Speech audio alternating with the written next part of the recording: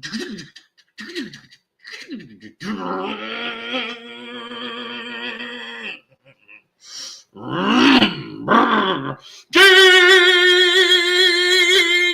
man here. If you don't understand that, last time I started my engine to get more energy in the first video. So, anyways, NextGen answered my questions. Ish. He responded. He acknowledged that I have questions. He didn't at me or let me know on my video that he had watched my video. Just, so that would have been nice. A heads up. I happened to remember that I was like, hey, where is this guy? I started to complain on his video, and I'm like, wait a minute. Maybe I should check his latest videos, see if he did a follow-up. And he did. He summarized the answers he got, and I like that. That shows he actually cared about the answers that he got and wasn't just making the video to debate the answers to the question. He just seems like a genuine curiosity, which is great because usually apologists go, oh, here's all these questions, and then debate the answers or something like that. It doesn't seem like he was doing that, so props to him.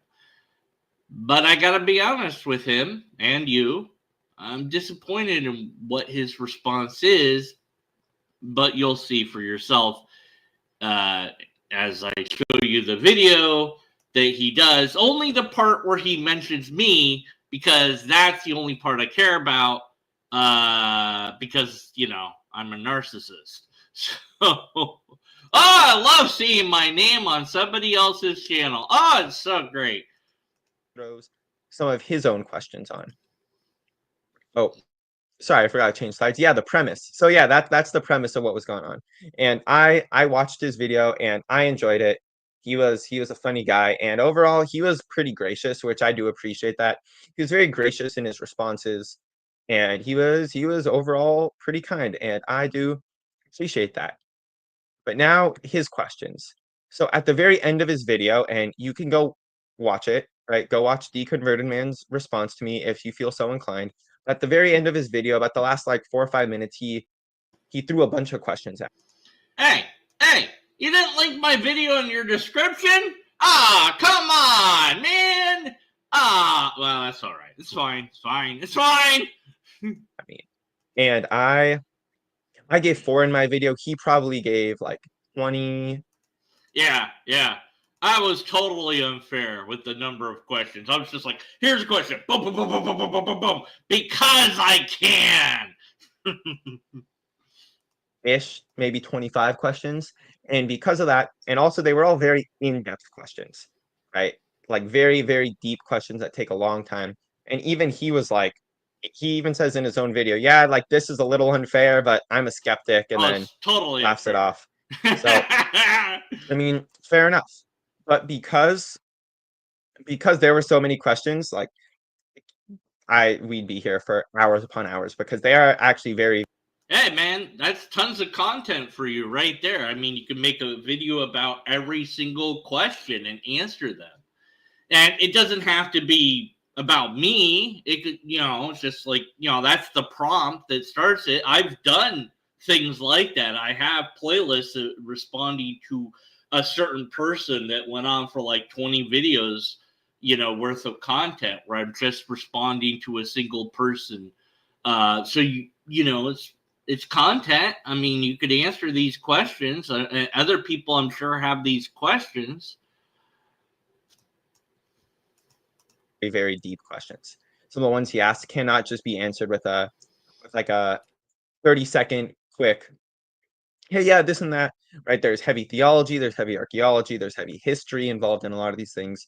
So rather, what I'd like to do is go over, and I tried to get most of his questions down. I don't know if I got all of them, but I'd like to go over, I bracketed his questions into categories. What I'd like to do is say, hey, you asked a bunch of questions about this, and I don't have the time or the energy to answer them all right now, but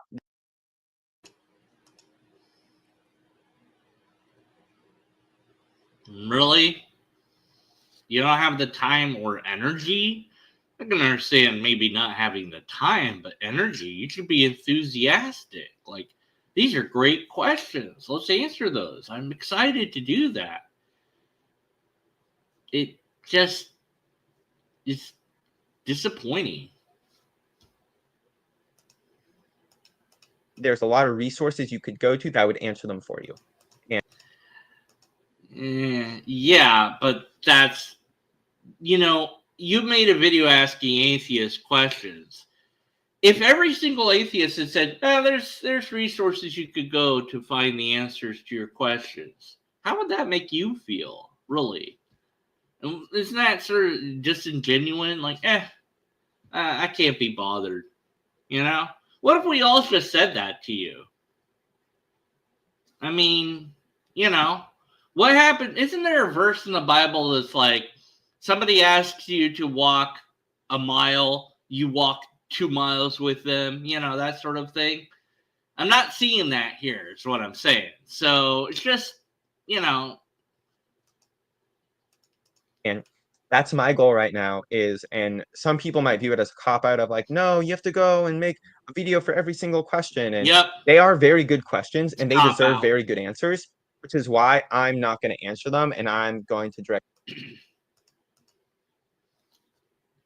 You should know the answers, though. I mean, if you know where the answers are, then it shouldn't be that hard to pull the answers from those sources and just present them. And you proceed in a moment. He's going to proceed to tell you where to find the answers. Just give me the shortcut. Just tell me the answers. It's fine if it's not from you, although I don't know why you don't have your own views or own opinion on these answers. In fact, here's how I would do it. Ask a complex question. I'd say, here's my view and understanding of it. And also here's some resources that you could, learn more about it, because I don't know anything about it, Fair enough. But I'm going to give you my view and my opinion. So why not do the same? And then just shortcut to the answer. The answer is X. Here it is. If you find this in this book or whatever. Whatever. Direct to other resources because I don't have the time and energy to give these questions the attention that they deserve. So going on, first, he asked a lot of questions about God. He pitched a lot of questions about God, like, what is God made out of?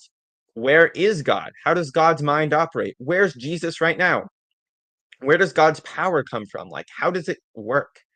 What does God look like? What does Jesus look like? What does the Holy Spirit look like? Those were some of the questions he asked about God. Yeah, these are kind of my bog standard questions about God. And, fair enough, I could replace, the latter questions with, if they're Hindu or whatever, basically this question boils down to what is God and how do you know what God is? What attributes does it have? How do you know what attributes it has? And the answer to most of these questions is actually very simple. He's saying that this is a deep, complex question. It really isn't. The answer is, I don't know, by the way. That's the answer. Because the holy books that talk about God don't give you the answers to these questions. The reason I'm asking them is to highlight the fact that you're not told these things. Yet, theists and apologists will often say things about God as if they do know those things to be absolutely true, but you don't find those in the Bible, so you have to wonder where they're getting those ideas from. Now, even right now, you can see like, what is God made out of? Where is God located? This gets into the ideas of like, like the immateriality of God, right? The omnipresence of God. Very, very deep stuff. And so if these questions can be answered by Christians. Okay, immateriality. Yeah, now that's an answer of sorts, but then it doesn't really say anything. God is made out of immateriality. What do you mean? What does that mean? What is it like to be immaterial? So God is made out of not anything. It's not made of stuff. So how does that function? How does that work?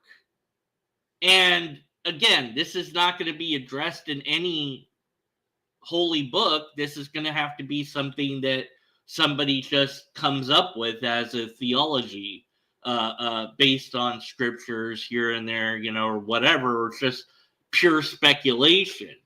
And the point of the question is to highlight that it is going to be pure speculation. It's to make you look deeper at this problem. And, that's, the point of, questions have many points to them. Questions contain premises, of course.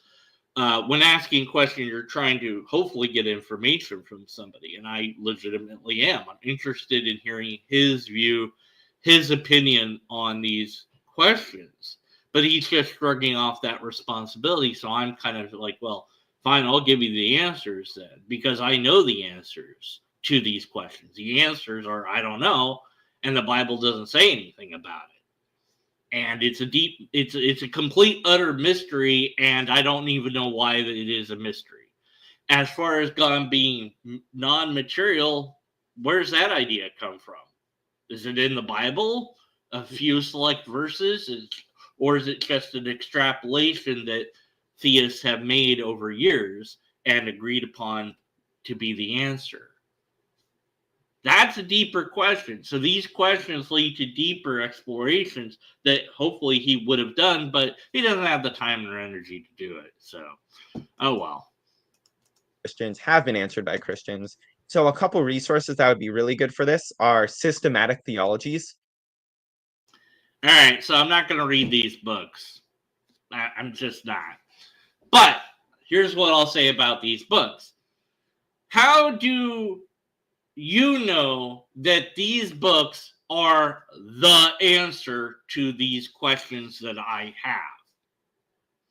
What methodology did you employ to decide that these books by these authors will answer those questions that I have?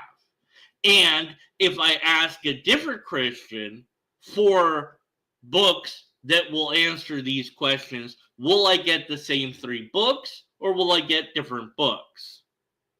In fact, different Christians will provide different resources for those answers, and some will say, I don't know, which I think is the answer. And some will just say, well, whatever, it doesn't matter. You don't believe, so I'm not going to even bother.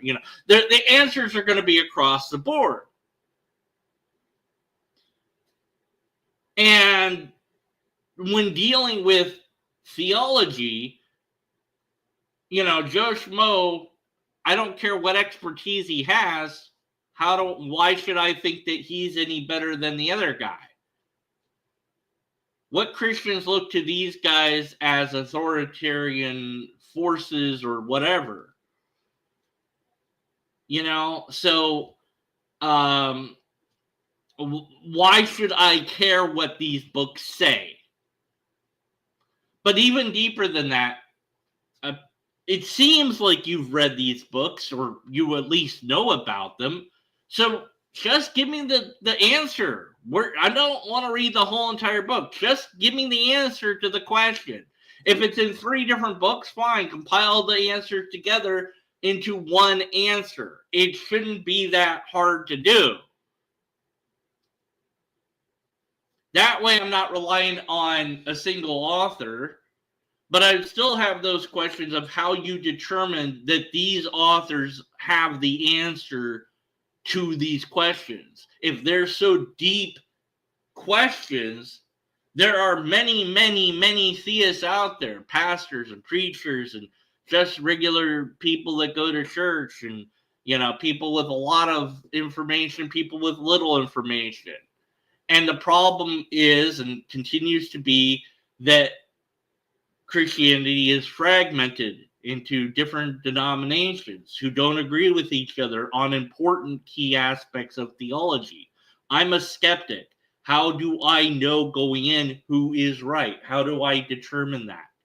And oh, here's 3 books you can read. Okay, so I read those 3 books. I'm going to debunk those 3 books, probably. And then am I actually going to get the answer to the questions, or am I just going to get people's opinion of the answer to the question? The point was for you to give me the answer, not for me to seek the answer more. I want your view of the answer. I want your opinion on the answer. And then if you want to recommend books, great, fine. But you don't need to do that. Just tell me what the book says. Just summarize what the answer is from the book. That's all. But you don't have the time or energy to do that. I know right now I brought up Wayne Grudem's systematic theology, Norman Geisler's systematic theology, which really do dive into like attributes of God and is God material? Is he like located anywhere? Stuff like that. So if you want to answer your questions about the nature of God, those systematic theologies are awesome. Okay, they're awesome, but that's not really a criteria to establish the truth of these particular writers and what they've written. These aren't like scientific papers that have gone through a peer review. In fact, theology doesn't work that way at all. Maybe it would be interesting if it did. There'd be a lot less disagreements in theology if it did. But anybody can write a book. I have 3 books. Yeah, they're print on demand, but still, anybody can write a book. So what? I don't know these names. I don't know what their expertise is in, or none of that would really matter to me, to be honest, anyways. But yeah, it'd be interesting to know. But again, how do I know that they know the answer? There's more questions that have gone unanswered here. Why should I bother reading these books? I have no certainty that these books provide the answer at all. And if you think that they do, then just give me the answer that's in the books. Then just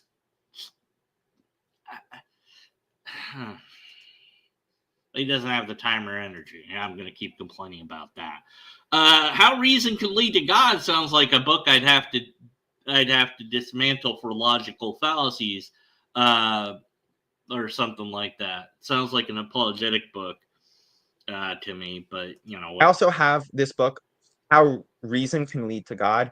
It's another really good book where it's very rooted in philosophy and logic. But that book really tackles the questions of, hey, God is real, and what is he like? And not only what is he like, but why does he have to be that way?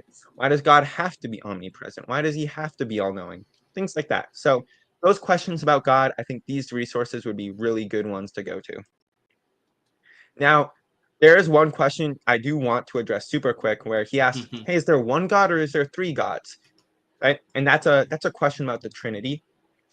Right? How does it work that Christians believe in one God, but there is Father, Son, and Holy Spirit? And so just really quick, the doctrine of the Trinity is the idea that God is one in essence and 3 in persons. One in essence, 3 in persons. I heard someone put it this way, that God is 3 who's, but 1 what. And the doctrine of the Trinity, again, is something that there have been debates over, like, a lot of church history is over, a lot of like the heresies in church history are about heresies of the Trinity. So very, very, very intense conversation that I can't fully address right now, but just that the doctrine of the Trinity is that God is 1 in essence and 3 in persons. And again, understanding the Trinity, systematic theologies, 2 I listed earlier, Adam Hardwood has a good systematic theology. All those are very great tools for understanding the nature of the Trinity. How did you make that determination? Just because that's a book you read. But what makes it a great book as opposed to a crap book about this? Like, there's got to be some metric that you're using to determine what's a good resource and what isn't a good resource. What's your methodology here? It seems to be just it's just like, I like this book. But yeah, the Trinity isn't really in the Bible. It isn't. It just isn't. It is a invention of theology. And I'm sure that somebody somewhere has some of the history of the churches, and maybe they actually explored it rather than, making up that stuff. Maybe somebody did that, but that's going to require one heck of a pedigree to ensure that that happened, and also one heck of a citations and evidence to show that it's real. And I'm sure that there was so-called heresies. In other words, fights over what the Trinity is, or if there is one. There isn't one, but the Christians today, by and large, like the idea. So many Christian groups have accepted it. It doesn't make any sense at all. There's no logical way to make sense of the Trinity because it can't be made sense of. It is literally not made to make sense. There is no logical underpinning to it, and can't be, because it is a made-up idea. Whether it's in the Bible or not doesn't matter. It's just incoherent as an idea. But yeah, there'd have to be three gods if the Trinity was true. But there's zero gods, so it really doesn't matter. So I don't care. But it's fun. It's fun to poke that one, because nobody can really answer that question. But yeah, that's again another way to try to get people to look deeper into things. But it's just kind of like, I accept that there's a Trinity. Why? It's not in the Bible. Why do you accept there's a Trinity? Because there's a history of accepting the Trinity. Not all Christians accept the Trinity. So why not be part of one of those fringe groups? How do do you have to accept the Trinity to be saved? Ooh, there's a good one. Anyways, again, doesn't have the time or energy to answer my questions, so whatever. Now, next, there were a lot of questions about the Bible, specifically stuff like, hey, what evidence shows what parts of the Bible are true? When, where, and how were each parts of the manuscripts found? Right? Like, how did we get the actual Bible? And then how did the canon get decided? And who decided it? And how did they decide what was in and what wasn't in? Like, what's the deal with the Apocrypha? Why is it that the Catholics have it, but the Protestants don't? And then the Orthodox Church has an even bigger Bible. And then also he asked a question about, what about the missing books of the Bible that are referenced? Right? Because there's things where there's like a letter of one of Paul's letters to Corinth that gets referenced, but we know nothing about. And what happened to those books? And then also, how do we know who wrote the Bible? And these are really good questions that I don't have the time to answer right now, but these. What a shame. What an utter shame. I don't have time to answer them. Yes, you do. You have as much time as you want. You don't have a deadline. You can make another video answering these questions. Like I said, it would make one hell of a series. But you won't. And I have yet to find a series like that really actually answers every single one of these questions. So, I mean, it's not just you I'm disappointed in. I mean, I really didn't expect for you to do that, but I'm disappointed in Christianity, to be honest. Christians don't answer these questions by and large. And you're telling me, a skeptic, the Bible's the most important book in the world, and you don't know the answers to these questions off the top of your head? And you're not going to spend the time to give me those answers? Why should I care at all about your theology? You don't take it seriously. I mean, you God is the most important thing ever. You really need to believe in it. But I don't have the time or energy to answer all your questions. Then it's in some other book you can read. Really? Really? I mean, I spent, like you said, my video was long. Yeah, 37 minutes, I spent time and energy on you. But you don't have enough time for me? Really? Wow. Laziness prevails, I guess. Oh, well. These are amazing questions that Christians should know and should research. So also, if you're a Christian watching this video, look into these questions too. All right. How about giving them some resources to do that? Where do they start to look into these questions? You got nothing in the description. No resources at all for the Christians. I understand me. I can understand not responding to me. You know, I could kind of understand. Whatever, you know. It's an atheist. Who cares? Whatever. But to leave your fellow Christians on a ledge like that without any rope or parachute or methodology of how to climb, figure it out, guys. Good luck. You're on the edge of the cliff. You'll figure it out. It's fine. I have all the knowledge. I'm not going to give it to you. I'm assuming he has all the knowledge. I mean, maybe he doesn't, but you know. Here's some books. Read those books, you know. Amazing. Just okay, whatever. Yeah. Hey, go. Yeah. Yes, but I do agree with him. Christians don't know the answers to this question. And because he didn't give me any answers to these questions, I have to assume he doesn't know the answers either. If he did know the answers, couldn't he just have it on the screen, rattle it off real quick? And he's like making like, oh, I don't have time for this. Then do it when you do have time. It just doesn't make any coherent sense for you to just kind of brush this off like, yeah, it's really important, but I'm not going to say I don't have time. I don't have energy for I mean, I'm doing other stuff. I got my own projects that I care about that I'm working on, and this could be the lifetime to answer this guy's questions. So I mean, I don't want to do that. You know. I don't understand that mentality. I really don't. Because these are genuine questions that people have. So if you are a Christian watching this video or you're an atheist and you want answers too, I know that, hey, these resources are really good. I know there's Why Trust the Bible by Greg Gilbert. It's a great book. How We Got the Bible by Neil Lightfoot. Why Trust the Bible by Will Mounts. Great books, great resources that'll answer a lot of those questions. And again, got to bring up the metrics. How do you know what a great book is? What method did you use to decide these books as opposed to some other books? And this blows me away too. Not a single link to these books at all in your description. You could have given the Amazon links or something.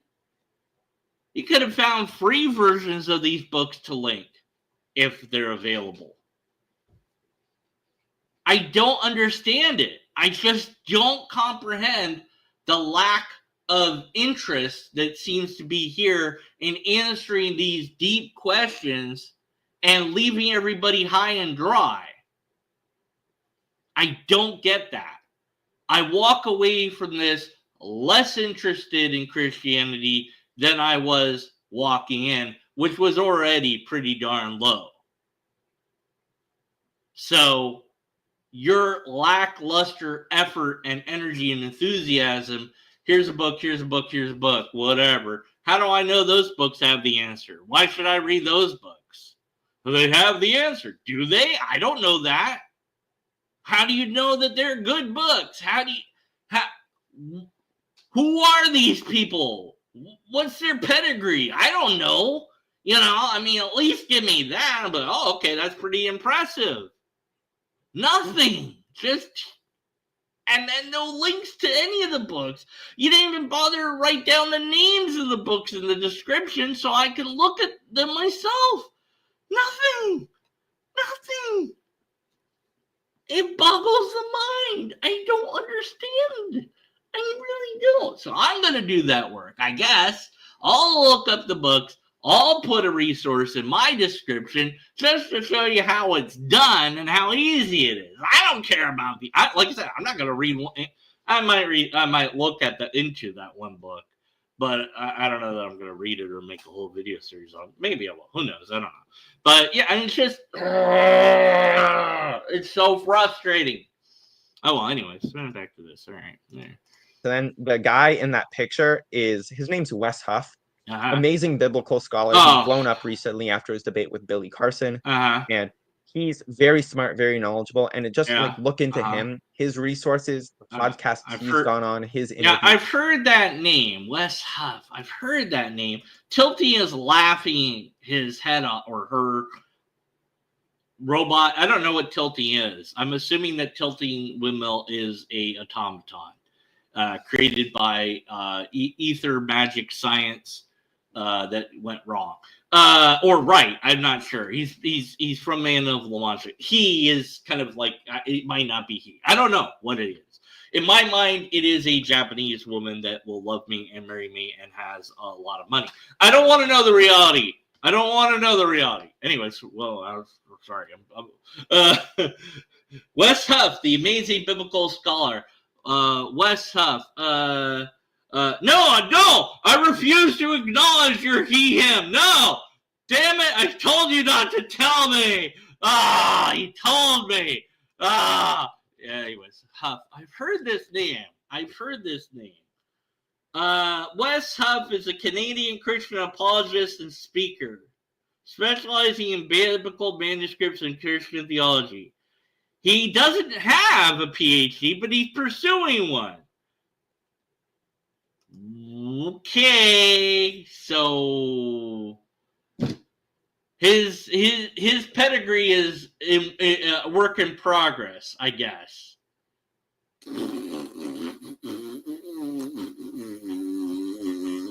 Anyways, whatever. Where he answers a lot of these questions about how we got the Bible, how we know it's trustworthy, and where it came from. So again, these 3 books, and Wes Huff is another great resource. Now, there was also a question Deconverted Man gave about what archaeological evidence is there to support the Bible? Because the Bible talks about a lot of things that happening in time and space, like things that literally happen in the real world. And if so, we'd expect some of that evidence in the real world, wouldn't we? Now, even from my research into biblical archaeology, like archaeology really supports the Bible. It really does. There's so many cool artifacts that's been discovered, locations that have been discovered that back up the biblical narrative. And again, if you want to look in, like what, for example? There's a lot of them, but you can't name a single one of them? There's a lot. There's just a lot. Yeah, there's a lot. Yeah, there's a lot. Yeah. Sure. Well, there's tons of stuff. Name, please. Name one that and not just name it, but citation. Give me something to click on. Give me somewhere to look at. Okay, yeah, books. Okay, great, fine. I don't care about the books. I want the peer-reviewed archaeological paper involved. I want the museum where the artifacts are kept. I want something at that level. I know you don't have the time and energy to do that, but that's what I would like. But why don't you know any of these things? It's just very, very frustrating and disappointing. That's why I'm showing my face, so you can, if he watches this video, you can see how disappointed I am in him, his lackluster answer, his non-answer. Really, go read a book. Yeah, it's like, really, my thing is informal logic. I want people to learn informal logic, and and every now and again, I don't do it every time, but I tell people, if you want to learn it, I will help you learn it in any way I can. I'll tell you, yes, I reference a book that I love, but I will help you to learn it. I will spend my time and energy on that because it matters to me. Okay? And I can pull up my playlist to show you that I've spent my time and energy focused on a single apologist to thoroughly debunk what they say or analyze what they say for fallacies, mock them, etc., whatever I'm doing. So this whole stick of I don't have time or energy is just here's some books, whatever. I googled it, what books As far as I know, that's what he did. These are some good books. How do I know they're good? I have to look up these authors to find out who they are, find out if it's worth my time and energy to care anything about these books because you didn't do the work for me. But it is the most important, thing in the world. The Bible is really supported by a lot of things. I'm not going to name any of them, but yeah, it's totally supported. Sure it is. Are these archaeologists? I don't know. Joseph M. Holden, Norman Gessler, Titus Kennedy, and Randall Price. Are these archaeologists or are they just dudes? I don't know. I have to go look up these people now. And because you didn't put it in the little, description box or pinned comment or anything, great. So I have to type it into Google myself. I mean, just I shouldn't be so frustrating. Into these things and you want to see what archaeological discoveries have been found that heavily support the Bible, these 3 books are great places to go. First, the Popular Handbook of the Archaeology in the Bible. Great resource. I love that. I have that book. Okay, you have that book, but how do you know it's a great resource? What metrics are you using to determine that? Does it reference peer-reviewed papers? Does it contain peer-reviewed papers? Why aren't you presenting me the archaeology? Again, anyone can write a book, but that's not archaeology. Archaeology, the peer-reviewed papers, and here's the fragments, here's the coins, here's pictures of the site, here's them digging at the site, uncovering whatever. Here's how we know that they did that. All of that. Nothing. Just read a book. Please. On my shelf, and it's one that I just love referencing because it's a good book and it shows. How do you know it's a good book? Tons of archaeological evidence. Okay, it shows tons of archaeological evidence. Really? In the book, are there pictures in the book? What do you mean? Show me the book then if you have it. Take it off your shelf. Here's a picture of a dig site. Or here's the thing that they found. Here's a map to where they found it. Show me something. I don't get it, man. What the bleep? But besides that one, Unearthing the Bible by Titus Kennedy, another book that goes over what archaeologists have found and how those findings line up with the Bible. And finally is the Zondervan Handbook of Biblical Archaeology. That's another great one. A very just scholarly text that, just very, it's... Okay. Scholarly text. Let me tell you about the scholar thing. It means nothing. Okay, the word scholar, I'm a scholar. Yeah, me, I'm a scholar. By the definition of scholar, I'm a scholar. Doesn't mean anything. I don't know why we go, scholars. It doesn't mean anything. It's not like a PhD. It's not something you earn. It's just something bequeathed upon you because you've written a lot of stuff about something. And how much you need to write about something is not specified. So I'm a scholar. I've written stuff about one subject. Anyways, I just have to rant about that a little bit. But yeah, okay, so this guy actually has a pedigree of some sort. Again, would love to know what that pedigree is. So, but still, just... it's intense. It's they call it handbook because it's just like a brick. But just goes over a lot of the evidence, all the archaeological evidence that supports the Bible. So finally, there's questions about me that Deconverted Man gave about me, where he's like, oh, do you know the original languages of the Bible? Do you know the publishers of your Bibles? What about the changes in the Bibles that have happened over time? What about the history of Christianity? Have I ever tried to disprove my ideas? And have I learned formal logic? Why or why not? And so these questions from my...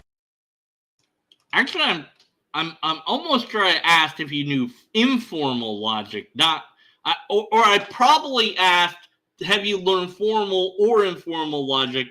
but I don't remember, and I'd have to go look at my own video to find out. And I'm too I don't have enough energy or time to do that. Anyways, let's see if he answers at least these questions. My understanding, we're generally themed around the category of like, hey, one, do I know what I'm talking about? And two, have I really questioned my ideas? And have I really let them be attacked and critiqued? Right? Have I put my ideas like through the trial and have they come out? And I will say that, like, yes, that's one reason I'm making this YouTube channel, is because I like discussions of ideas. I like hold on. You're answering one of those questions? Why not answer all of them? assigning my arguments. I like putting something out there, then someone catches a hole and I gotta go, man, do I fix it or do I change my belief?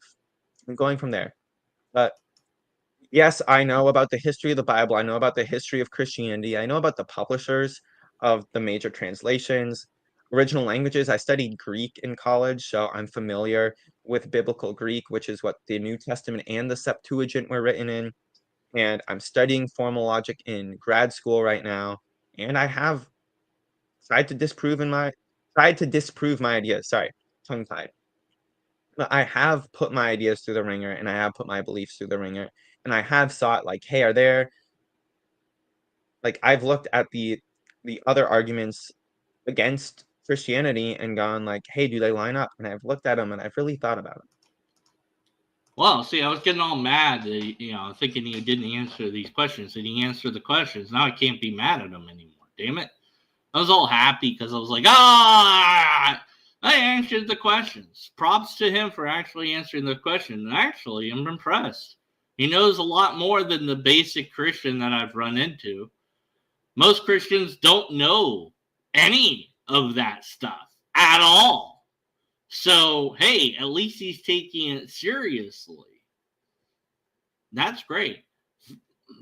I'm pretty sure I said informal logic and formal logic. Formal logic's great too, though. So if he does learn that, that will be of some use. But hopefully he'll learn informal logic on top of that, because with formal logic, you can get kind of lost in the abstractness of it. It teaches you the formulas. And that's great, but informal logic addresses the natural language that we all share. So I find it's a better tool to use when looking at these apologetic arguments that come our way. Formalized logic is its own tool set, but you got to know the limits of it. But I'm impressed that he's doing all that. And hey, man, good job on answering those questions. Wish you'd answered the other ones as well. Just regulating me to books is very, very, very disappointing. And then not linking me to any of those books or any of those authors or telling me any more information about them. All of that seems really underwhelming and, kind of shrugging your shoulders at it. Be, these guys answered it. It's good enough. It just, it's a letdown. Okay, I know I'm repeating myself, but I'm just whatever.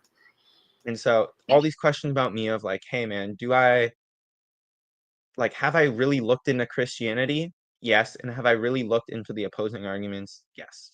So hopefully if deconverted man you're watching, that felt like an adequate response.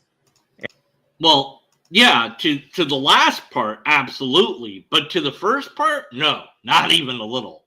I'm glad. In fact, that should have been first. Let me answer questions about myself. Boom, boom, boom, boom, boom. Because you actually answered them. And then for the rest of your questions, here's some books, and I put them in the description below.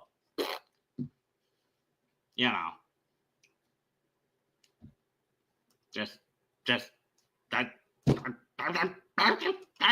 And if not, I'm sorry. I wish I could get to all your questions, I actually am genuinely considering making videos about a lot of these in the future. Cool. That'd be great. Nobody's done it, so that I know of. It'd be fun. But just for timeliness and getting a response out, I'd point you to these resources which are able to answer these questions very, very well. Now, see, that was a better phrased way to put it than I don't have time or energy. You know, it's all about presentation in a way. Like, oh, these are really important questions. I want to answer them. I can't answer them right now because I want to get this video out now. And it would take me like hours to answer this video. But I'm totally going to do it at such and so date. Or I have loose, nebulous plans to do it maybe. Whatever. Anyways. Okay. Oh, it's so frustrating. It's so frustrating.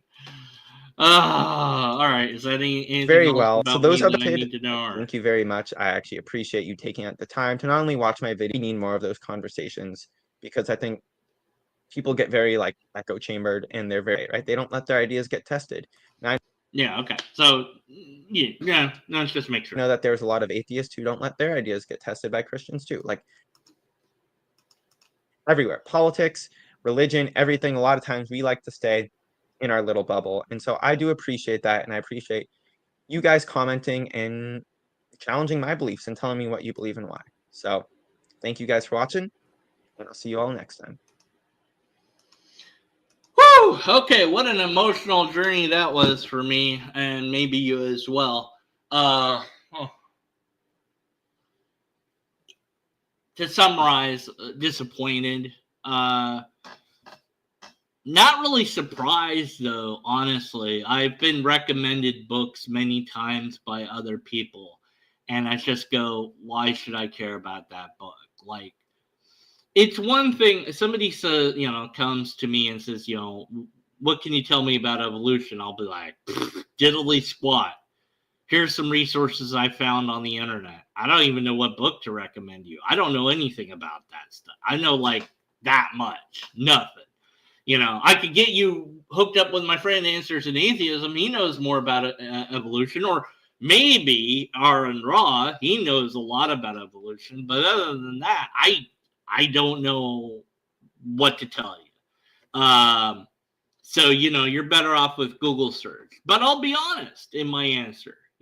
I don't know the answer. My thing is informal logic, a very tiny thing that's been eaten by ChatGPT now, so I'm useless. Well, I'm more fun than ChatGPT, hopefully. I don't know. But yeah, it can do my job for me, kind of. Although sometimes it, yeah.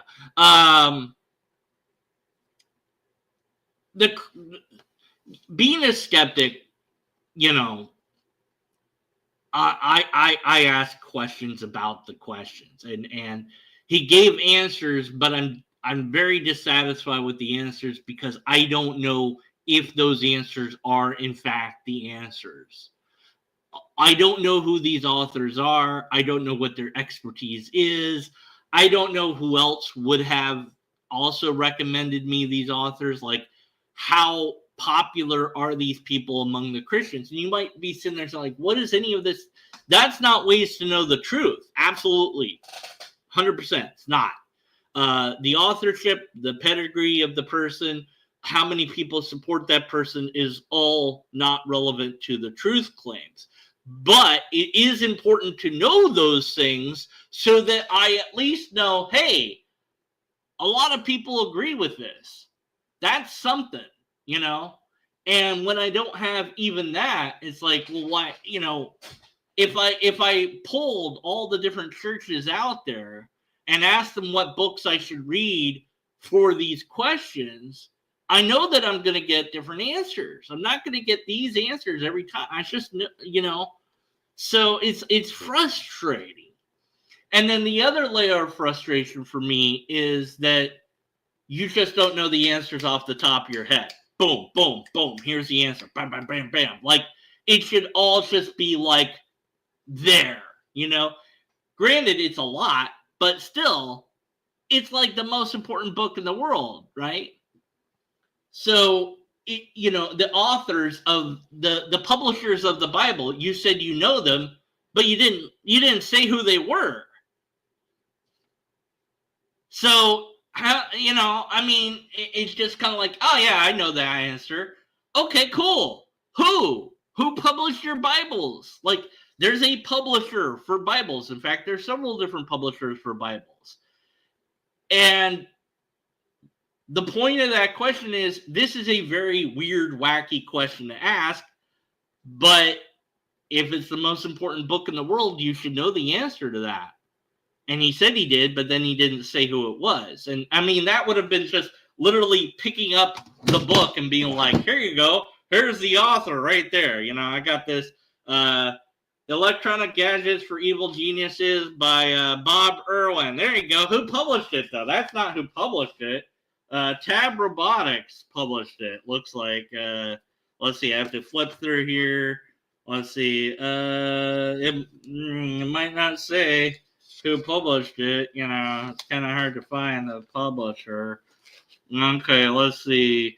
McGraw-Hill Companies. There you go. That's it. McGraw-Hill Books. There. That's who published it. Okay, you know. And that's just my mouse pad. I haven't built any of those inventions. You can't prove anything. Anyway, so you know, it's just that simple. It's a stupid question to ask, really. But, yeah. But hey, you're going to tell me this is the most important book in the world, then you better treat it that way. And this guy, at least, he seems like he's really wanting to do that hard work. But we have to step back a bit. Why should it be that hard? To be honest, like, why should it be so hard for us humans to find the information out about God, the real God, the actual God, not the made-up gods that other people believe in, but the one and true God? Why should it be so difficult for us to find that information out? Why should we rely on a single or a handful of authors to tell us? Shouldn't this be information everybody knows? Shouldn't this be widespread information that's easily found, easily accessed by everybody at every level? Shouldn't there be thousands of videos that cover it? Shouldn't there be like a history of this stuff that like a documentary, like you have science documentaries? And you might say, well, there's stuff like that. Well, yeah, but there's not really the deep cuts that there are for like science stuff, right? So why is it so hard to find that out? Why did God make it so difficult to find God? Or another way to put it is, why is it so hard to prove that this is God? Because to really prove that this is God, I would need a lot of information. And it shouldn't be that hard. It really shouldn't be, because I'm told that God is everywhere. I don't see it. I'm told that God can do anything, but he won't levitate this lobster off of my head. I'm told that God won't do magic tricks like levitating a lobster off my head, which is rather convenient. I'm told that God doesn't want to be tested, or that you can't test God. I'm told that God isn't scientific in nature. I'm told that God isn't made out of anything. I'm told many things about God, and I just have to wonder how in the hell the person knows any of this. These are important questions that I asked him. And I'm glad he didn't completely brush them off, but he kind of did, you know. Why is it so hard to find God? Shouldn't be. I'm also told a conflicting thing, that it's really easy to find God. Just ask, hey God, are you there? I don't hear any response, though. So I'm told then what I'm supposed to look for, because I have to actively look hard for God. I have to really, really want it. Huh. Why is it so difficult? I thought God wanted a relationship with me. I've been told that too. Then why make it so difficult? If I step back another step and I go, wait a minute. God revealed itself to all of humanity in a single tiny place on the world for a limited amount of time? For about what? 2-3 years? Maybe less? How long was Jesus going around preaching? And how far did he travel? Not that far. Let's give him something insanely generous. Let's say a 500-mile radius from wherever he started. Let's say a 1,000-mile radius. That's insanely generous for walking on feet. Maybe he had a mule or horse. Well, they didn't have horses. So maybe he had a mule now and again, or a donkey or something, but it's pretty generous. Let's give him 2,000. Hell, let's give him 10,000 feet radius. For how many years? A couple years? God waited all that time. Told the Jews all about God. He told the Jews. Well, he told one Jew, who then had to tell the other Jews about it. And then every now and then he'd tell another Jew some stuff. And God relied on them to write it all down. Why did God do it that way? Especially when that looks identical to how God has revealed itself to other cultures at other times in human history. And their gods don't respond when you say, hey, God. Why is that? And I could do the research into those gods and find the history and find the pedigree of all those people and find writings on them, etc. And I'm sure you could go very deep into that too. And it's all very interesting and important. But at the end of the day, that God is still really, really hard to find when it should be like absolutely obvious to everybody, but it's not. Why is that? Why is it this endless Easter egg hunt for God? I've heard metaphor and story. Here's one I've heard. There's a barber, and this guy comes to the barber and gives him the best haircut ever. And he's like, why don't you come and give this guy outside a haircut? And he's like, well, the guy just has to come in here and he can get a free haircut. It's like, why does he have to come in here? And he's like, that's just how it works, And it's supposed to be like the barber is God. Like people have to come to God. People have to come to the barber. He doesn't go around everywhere because that's just how he is, You had to climb the mountain to get to the guru. You had to walk up the stairs. Why is it so hard to do, but also so easy? Because you can be a lazy-ass Christian or any other religion for that matter. It's not hard to be a member of that religion. You just believe a few certain things and boom, you're in. You don't have to know all this stuff. You can be extraordinarily ignorant and be part of the club. So on one hand, it's really easy, but on the other hand, it's really hard because if you're a skeptic, you want all that proof that may or may not be there, that you have to read 100 books to find out if the answer is there. It's not. But you have to read all these books to make sure you didn't miss it because God likes to play hide and seek. Why? Just say hi to me, God. Hi, Deconverted Man. How's it going? Nothing. And I know that, all the viewers I have pretty much are atheists. We're all in the same boat. we've asked that question at least once, if not many times. Hey God, what's up? Nothing. We've done it ironically. We've done it seriously. Many of us deconverted. So we started believing in God. We started out life that way. But we did the research that I was talking about to some extent. Maybe not as hardcore as some people. But we found nothing. And we're like, I'm tired of reading books that say that it's true because I know it's bullshit. And when I look into the person that wrote the book, there's no pedigree. When I look for the archaeological papers, I find nothing. When I look for the artifacts, I find nothing. And when I keep finding nothing, I have to conclude there's nothing to this.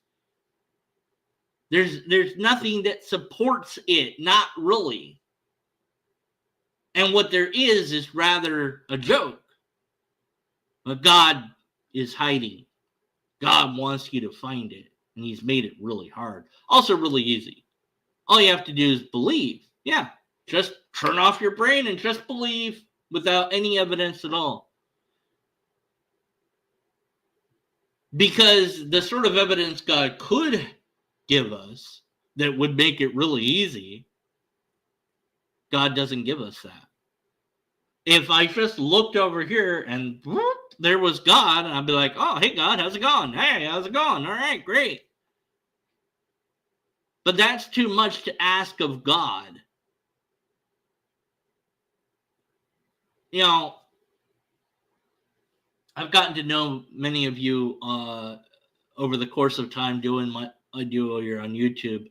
And for many of you, I only know your avatar name. I don't know your email. I don't know your real name. You don't know mine. And so we have what's called a parasocial relationship to some degree. And a parasocial relationship is usually one where there's little to no interactivity. This is usually more true of bigger YouTubers or famous people than it would be of me and you, maybe.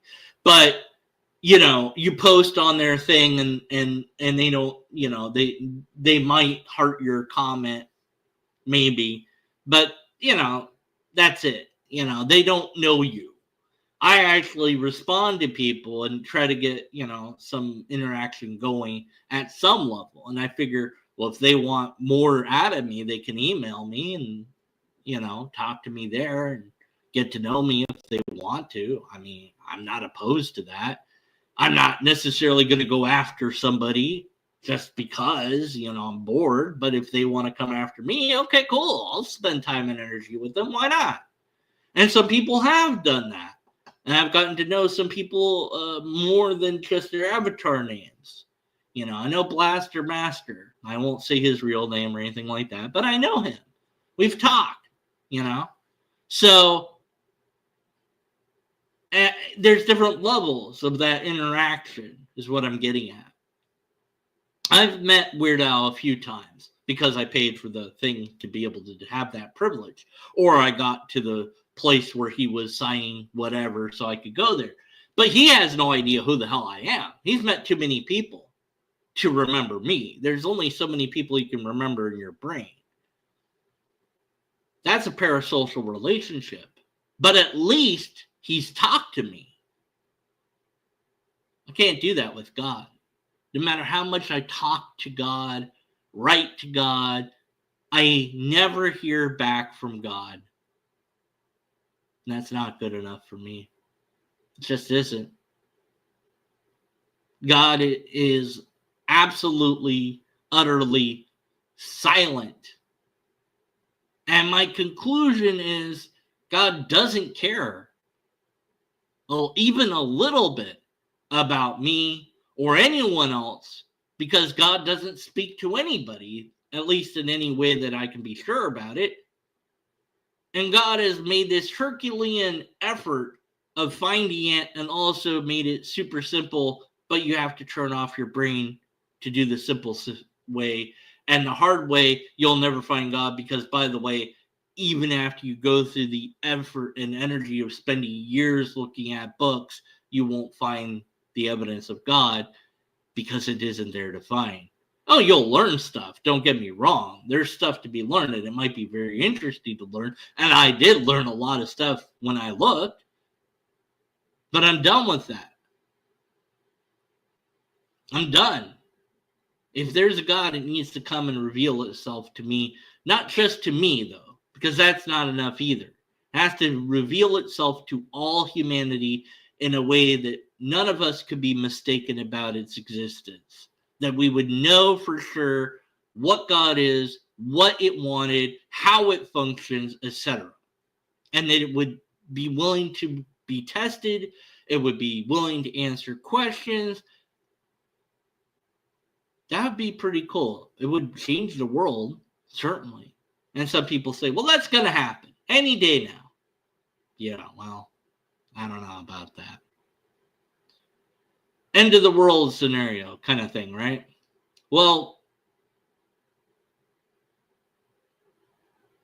there is an end of the world scenario for humans. And it's hard to know where it's going to come from. If it's going to come from climate, probably. Or if it's going to come from the overwhelming Muslim majority that we have in many places where that wasn't a thing before. Muslims are taking over Britain, England. Oh, yeah, they are. They're taking over slowly but surely with political pull. Like, there's more, like, that's a serious deal. I don't know what to do about that. It's like they should make more videos of against Islam, I guess.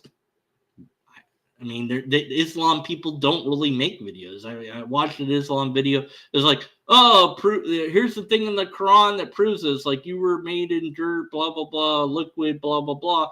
And it's like that's supposed to align with how you are born, as if people couldn't figure out how babies were made in the belly back then. And the analogy is really weak anyways, so it's not impressive as anything.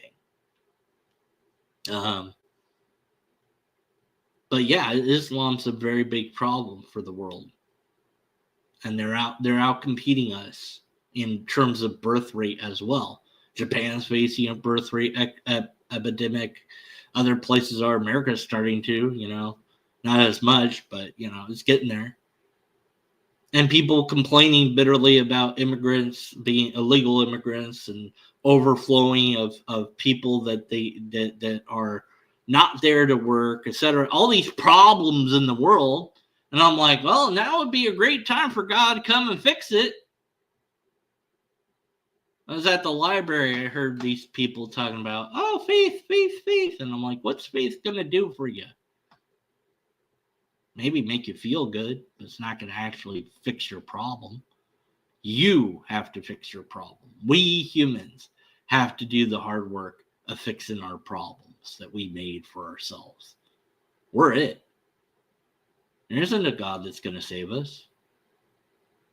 Just us. That was quite the tangent from the response to this video. Didn't expect to go there. Oh, well, I did. Anyways, let's see what else I got here. That's all. I guess that's it for now. Don't expect that he should watch, like, I'll be like, here, watch this amount, and I'll tell him when to, like, end the video, because, like, nothing I said after that point mattered to him specifically. Nothing I do makes sense, though. Let's just be honest with that. Well, I mean, I don't know. Maybe some stuff I do make sense. I've got a lot of playlists. I might have mentioned that. Now I'm going to go and do something. And then at some point, if I feel like it, I'll return and get all those books written down and put them in the description. But if you do it for me in the comments, or if you want to email me that so I can be lazy, then you'll get like 1,000 lobster points. Now you might be wondering, man, what are these lobster points good for? That's a great question. Until next time, be skeptical. And after next time, stay skeptical. You didn't answer the question. I know I didn't answer the question. There is no answer to the question.